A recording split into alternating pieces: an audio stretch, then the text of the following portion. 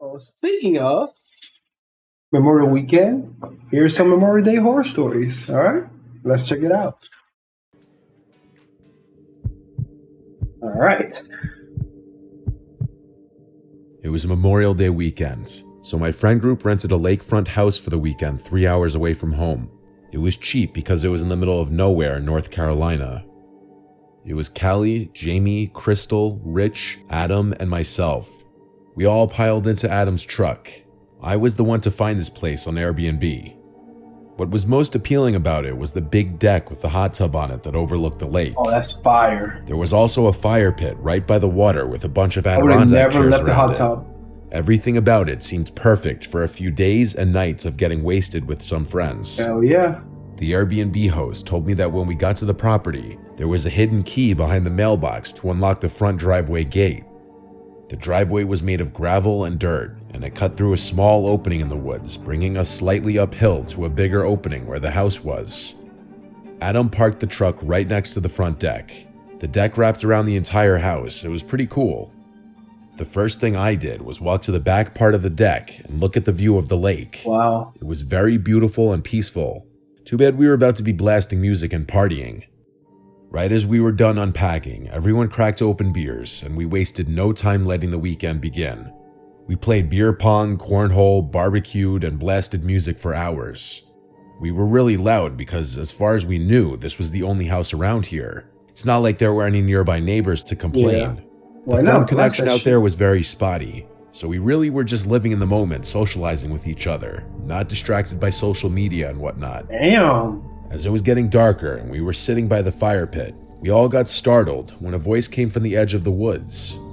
It was some middle-aged woman with short hair. She started yelling at us to lower the music, so someone lowered the volume of the music, and the woman started more or less lecturing us, saying how we out-of-towners always come here and litter in the lake and create nothing but noise. Damn. She seemed like genuine white trash. Or Karen. I apologized on behalf of all of us, and one of the girls asked the woman if she lived nearby and if she could hear the music. The woman responded still in a yell that she couldn't even hear herself think. She Wow. didn't acknowledge the other question regarding if she lived nearby. Then she just walked away into the woods, like literally into the dark woods. It was so strange. When we were sure she was out of earshot, we all erupted into laughter. As bizarre as the encounter was, we had to make light of it. Of course. But it also did put a slight damper on things, considering we thought for sure we were far enough away from any neighboring houses to blast music and be loud. But we continued to drink, and pretty soon that concern was forgotten about, and we got loud again. Some immeasurable amount of time passed before a song ended and it went quiet for a second, and we heard a voice calling out from the lake. We paused the music and listened, and sure enough, the voice was calling out for help in the middle of the lake. We all looked at each other nervously. I stood up and went to the water and yelled out, "Who's out there? Are you in the water?" The voice called back, "Yes, help." Adrenaline started to kick in. There was a kayak leaned up against the deck by the water with 2 sets of paddles. Adam and I agreed to paddle out there in an effort to save whoever was out there. We yelled out at them to keep calling out, but as we got in the water, the calls seemed to Yo, you get guys are further crazy, away, bro. no matter how deep we got into the lake. After like 5 to 10 minutes of rowing out to the complete darkness of this lake, calling out repeatedly for that man we heard, there was just utter silence. All we could see were the lights from the house sitting at the edge of the lake, Yeah, go back to the house. and just darkness in every other direction. It was only the sound of the light splashes of water, and then screams. Female screams coming from the direction of the house. Oh my They sounded God. gut-wrenching, like genuine screams of danger. It sounded like more than one, at least 2 of the girls' screams. We immediately started paddling back, even more panicked now. The screams stopped long before we got back to the shore. We screamed out for our friends, but we checked inside and outside of the cabin, and all 4 of them were gone, vanished without a trace. God, bro. We tried texting and calling them, but we had no bars, of course. Adam's truck was still there, so we took it and drove up the road looking for the nearest neighboring house, and we found it. A similar opening in the woods that led up a hill and onto a property where we saw a house with the lights on. We went to ring the doorbell multiple times. No one ever answered. We went to look through one of the windows in the front. How were you and leaving what by we saw sent themselves? chills up my spine. We could see clear as day into the living room. There was a lamp on in the corner, and in the middle of the room, somewhat close to the window, was that trashy woman we saw who came and yelled at us before. She was standing still, doing nothing, just facing the window looking out at us. She had a borderline angry-looking expression. We yelled asking for help, but when she wouldn't move, we were too creeped out to stay there and left. As we got back in the truck, about to drive to another house, my phone started vibrating, and it was Rich calling me. Thank God. I picked up and asked where they were, what happened, but I could barely get a word in, as Rich said there were 2 men with axes in their hands, wearing masks over their heads, walking towards them out of the woods, hence why the girls screamed, and they all ran away down the road. One of them was currently on the phone with 911, and they were waiting it out in the woods right on the side of the road. Thank God. It wasn't long after that the call disconnected, and I wasn't able to reach him again. So we waited on the side of the road not far from the house, and when we finally saw flashing lights coming down the road, we waved them down and asked them to help us find our friends first. So we drove up the road until we saw our friends come out from the woods waving their hands. We scooped them up and followed the police back to the house. But here, we collected all of our belongings, as Rich and the girls all frantically recounted what they had just went through. Oh my God. The What Airbnb was horrible. oddly enough not broken into from what it seemed, and none of our stuff was taken. There was no sign of any men with axes. We also told of the cries for help in the lake, which I believe prompted a search team coming to the scene, but by then we were already long gone out of that place. We never looked back. After much persistence and battling with Airbnb and the host, we got our money back for the stay.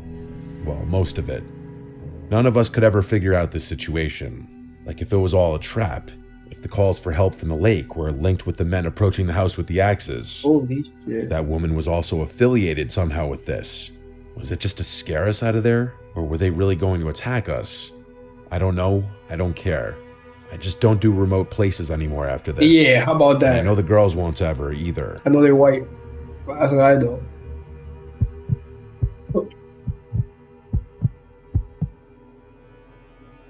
It was Memorial Day weekend of 2021. In the city. The world was recovering from COVID. Everyone was looking to celebrate. That included my friends and I. Our friend Jacob has a really nice big boat. Well, his dad has a big nice boat, but Jacob gets to use it. The lucky bastard was born into a lot of money. We do reap some benefits from being friends with him though. Hell Out yeah. in the bay was a big boat meetup planned for Memorial Day. So our core group, Tony, Mikey, and I all met up at Jacob's house on the water, and we took the boat out from there to meet up with Jacob's other boat friends. There were a bunch of boats tied together in a shallow part of the bay, and everyone was hopping from boat to boat and walking around in the water with drinks in hand. I was getting really drunk along with everyone else, and unfortunately, I'm including Jacob. No one really realized until it was too late that he had way too much to drink, and he was not okay to drive the boat back home. I told him to sleep it off in the cabin, so he went down to sleep. It started to get dark after so many hours of drinking and mingling with other boat people, and one by one, the other boats left. We were the last boat left, just the 4 of us. I went to go check on Jacob, and he was knocked out still. We had to stall for hours with each other until he finally woke up, and he did seem more sober now, so he started to slowly drive the boat back in the direction of his canal. On the way, we noticed the lights of another boat seemingly following us. Jacob started freaking out, thinking it was the Bay Police. He didn't want to do anything suspicious like speeding up or slowing down, anything that might draw attention, so we kept our speed steady. We made it to the canal, and he lives about 5 minutes up the canal. The boat behind us was still following us up the canal. Jacob was really starting to freak out, worried he'd get a DUI and lose his license, and of course his dad killing him. The canal's a no-wake zone, so we had to slow it down even more as we went down the canal. The boat behind us was catching up to us. What the At fuck? this point, we were fully expecting the boat to be a police boat. We started discussing a story to stick to, that we took the boat out and just hung out on the bay. We started hiding all the beer cans, ready to lie completely about having had any beer.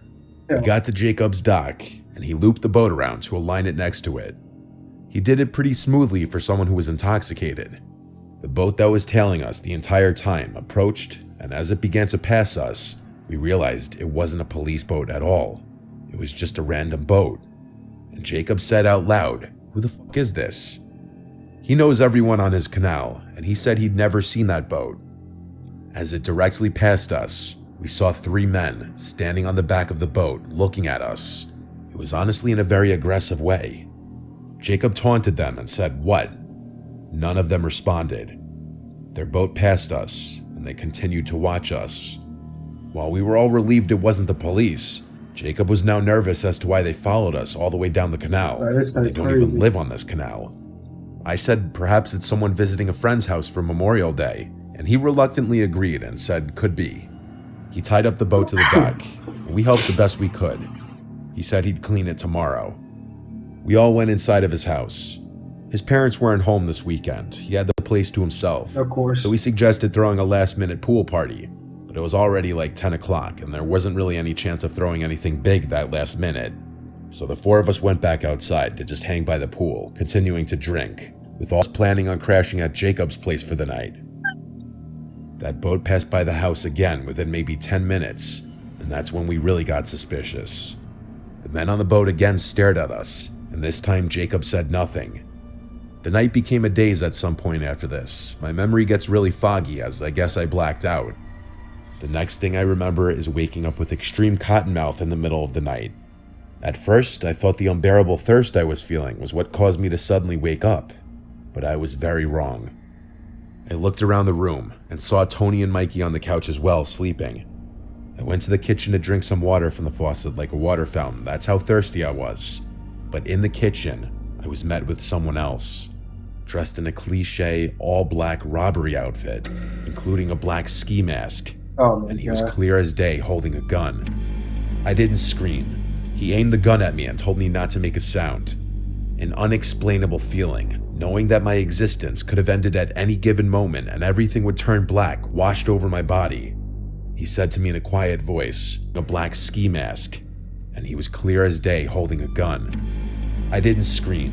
He aimed the gun at me and told me not to make a sound. An unexplainable feeling, knowing that my existence could have ended at any given moment and everything would turn black, washed over my body. He said to me in a quiet voice, "Where is the owner of the house?" I whispered, "I don't know." He asked me where the owner's bedroom is, and I shakily said, "Upstairs." He had me lead him upstairs as he was behind me with a gun to my back. He threatened to shoot me if I made any sudden moves or calls for help. It was when I got to the top of the stairs that I realized there were 2 men behind me, not just one, both of them in the same all-black robbery attire.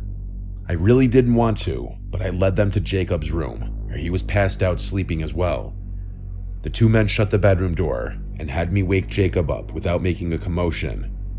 Jacob came to reality, looking around the room, and momentarily freaking out before one of the men got closer to him with the gun in his face, telling him to be quiet. This was when the man with the gun pointed at Jacob demanded to know where the safe was. Jacob's family's loaded, and their house is huge, along with their boat, and it's common for rich families to have safe somewhere in the house. Jacob led the 2 men and myself to his dad's room, to a certain closet, and at this point, they forced him to call his dad to get the combination. Jacob explained to his dad that we were being held at gunpoint and he needed to give the combination, and so Jacob's dad complied. The 2 men took all the contents inside of the safe and put them into a bag. Damn. This included savings bonds, cash, jewelry, and various important documents. After this, they ran out of the house. We didn't hear a car speed away or anything, so they must have had a getaway vehicle further away, not on the block. But after posting on multiple outlets, including the Ring Neighbors feature, and reporting it to local news outlets, no one really could identify the 2 men. I think it's fairly safe to say those men on the boat followed us to find out where Jacob lived, since it was a very nice boat, and they must have seen potential dollar signs. I'd never been so scared in my life. I actually could have been killed if I made one wrong move. Fucking crazy. Alright guys, I'll see you on the next video.